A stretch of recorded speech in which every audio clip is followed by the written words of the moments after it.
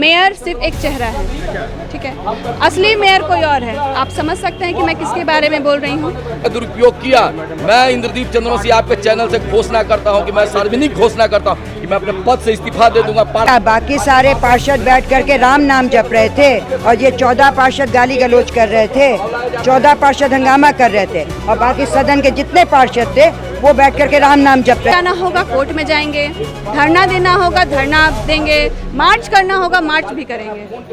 हो रही है। मैंने देखा माननीय महापौर के पुत्र कह रहा है कि मैं पिछड़ा हूँ इसलिए सता रहा है। तुम पिछड़ा हो तो इंद्रदीप चंद्रवंशी क्या है?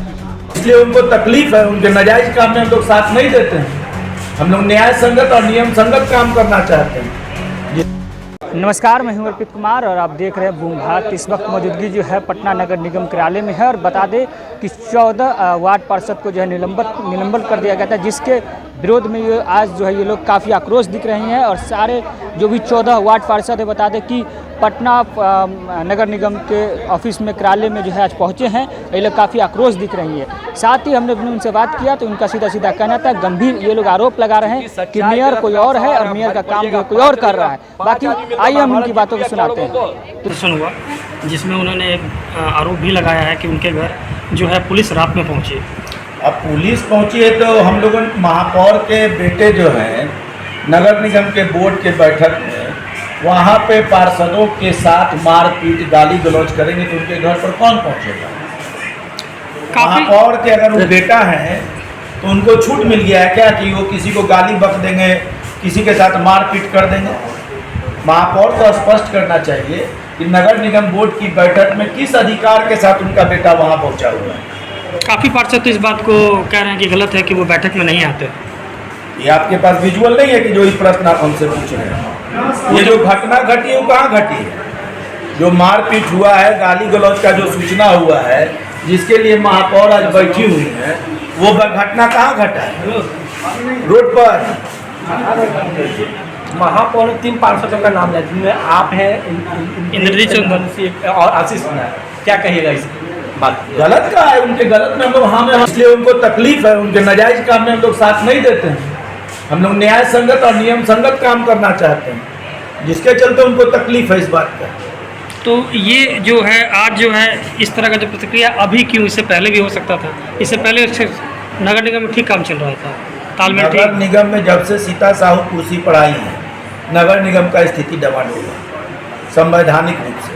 वो तो भला कहिए कि वर्तमान नगर आयुक्त आए हैं कि पटना शहर में कुछ काम दिखने लगा और पटना शहर अब कुछ इज्जत के साथ दिल्ली में और कहीं भी जाके बैठ गया है। ये है कि जो विवादित मुद्दे हैं उन पे ज़बरदस्ती बहस करने का, हम महिला पार्षदों के साथ दुर्व्यवहार करने का, टिप्पणी करने का और मारपीट करने का, यही सब मुद्दा है। आखिर अब तक जो है आप लोग को न्याय नहीं मिला है, तो न्याय नहीं मिलेगा तो आगे का कदम क्या होगा आप लोग को? न्याय मिलेगा, ज़रूर मिलेगा। कब तक? देखिए, सच एक ना एक दिन सामने आएगा। कोर्ट में जाना होगा कोर्ट में जाएंगे, धरना देना होगा धरना देंगे, मार्च करना होगा मार्च भी करेंगे। क्या न्यायालय की ओर भी आप लोग रुख करेंगे? बिल्कुल करेंगे, ज़रूरत पड़ेगा तो ज़रूर करेंगे। तो क्या लगता है कि इसमें जो है मेयर के पुत्र पर आप लोग जिस प्रकार से गंभीर आरोप लगा रहे हैं, तो मेयर और मेयर के पुत्र में क्या कुछ मतलब ये है? देखिए, मेयर सिर्फ एक चेहरा है, ठीक है। असली मेयर कोई और है। आप समझ सकते हैं कि मैं किसके बारे में बोल रही हूँ। मेयर मैडम भी जनता द्वारा चुनी गई हैं और हम लोग भी, हम पार्षद भी जनता के द्वारा चुने गए हैं। तो मेयर का भी काम है जनहित में काम करना, ना कि स्वयं के हित में काम करना। तो ये जो 3 विवादित मुद्दे हैं वे उन्हीं के हित में है। इसमें हमारी पटना की जनता को किसी भी प्रकार का कोई लाभ नहीं है। लेकिन फिर भी आप सोचिए कि मेयर मैडम, स्टैंडिंग कमेटी के मेंबर सारे वो जनहित की योजनाओं को छोड़कर इन 3 मुद्दों को पास कराने पर लगे हुए हैं। तो सोचिए कि भ्रष्टाचार कहाँ हो रहा है। वो 3 मुद्दे हैं। पहला मुद्दा है कि कोई भी अगर योजना है वो स्टैंडिंग कमेटी में लाए बिना पास नहीं की जाएंगी। क्यों? हमारे नगर आयुक्त महोदय को 60 लाख तक की योजना को पास करने का पावर है। कभी हमारा छोटा मोटा काम हो या फिर कभी कुछ इमरजेंसी का काम हो, कहीं पे जल जमाव और अचानक से वहाँ पे नाला बनाने का काम हो, तो वो नगर आयुक्त महोदय तुरंत करा देते हैं। अब उसको स्टैंडिंग में लाएंगे, फिर उसको पास करेंगे, तब तो हो गया काम भैया। दूसरा है, एक अमेजिंग इंडिया कंपनी है, उनके द्वारा पार्किंग में वसूली की जाती है, तो उसको हम लोग यहाँ से हटाने का बात कर रहे हैं, क्योंकि उसमें सारे असामाजिक तत्व भरे हुए हैं। और हाल ही में उन्होंने एक नगर निगम कर्मी को भी अपहरण किया था। और तीसरा मुद्दा ये है कि एक प्रसून सिन्हा अधिवक्ता हैं, उनको हटा के अधिवक्ताओं का एक नया पैनल बनाने के लिए, क्यों? जब भ्रष्टाचार के खिलाफ वो शिशिर जी के खिलाफ वो बोल रहे हैं, तो क्या वो गलत हो गए? तो उनको हटाने के लिए तो बोले कि ये सब एजेंडा में नहीं है और हम लोग इसके खिलाफ है। गलत हुआ है, गलत के खिलाफ मोर्चा खुला, किसी व्यक्ति विशेष के खिलाफ मोर्चा नहीं खुला है। उनके वजह से जो गलत हमारे साथ हुआ है, हमने उसके खिलाफ मोर्चा खोला है। क्योंकि ये जो प्रस्ताव पास किया गया कि 14 पार्षदों को निलंबित किया जाता है, वो किस आधार पर निलंबन किया गया हमारा? ऐसा हमने क्या किया कि निलंबन किया गया? क्या किया? अपनी बात को रखना गुनाह है क्या? और गलत बात को आप कह रहे हैं कि उसका आप सपोर्ट कीजिए, वो नहीं होगा। उन्होंने गलत 3 मुद्दे लाए थे, हम उसके खिलाफ थे, हमने उसके खिलाफ आवाज़ उठाई, तो उन्होंने क्या कहा? उनके पुत्र ने कहा कि भाई निलंबित कर दीजिए। वो तो कोई फैसला करती नहीं है, मेयर तो कोई फैसला करती नहीं है। फैसला तो फ़ोन पे उनको इंस्ट्रक्शन मिलता है तो वो फैसला करती हैं। उनसे कुछ पूछा जाए तो जवाब तो वो देती नहीं है। हाँ, इतना जवाब दिया, वहाँ से बाहर से आवाज़ आई, फ़ोन पे बोला गया निकाल दीजिए, तो बोली बाहर निकलिए। तो हम अपने निलंबन के खिलाफ हैं। पीछे बैठक हुई थी, पहली जो बैठक हुई थी, 9वीं बैठक जो हुई थी, उसको 4 घंटे के बाद स्थगित कर दिया गया। क्यों स्थगित कर दिया गया? क्योंकि उसमें 3 ऐसे मुद्दे आए थे जिनकी चर्चा हुई ही नहीं थी। और कमिश्नर साहब ने कहा ये अपराध है, ये आपराधिक विषय है, बिना चर्चा किए आप संपुष्टि के लिए मुद्दे नहीं ला सकते। और वो ये मुद्दे लेकर के आए थे और उनका कहना था बिना संलेख के, बिना चर्चा के इन मुद्दों को संपुष्ट कर दिया जाए, और हम इसके खिलाफ थे। उसी बात पे बैठक स्थगित हो गई।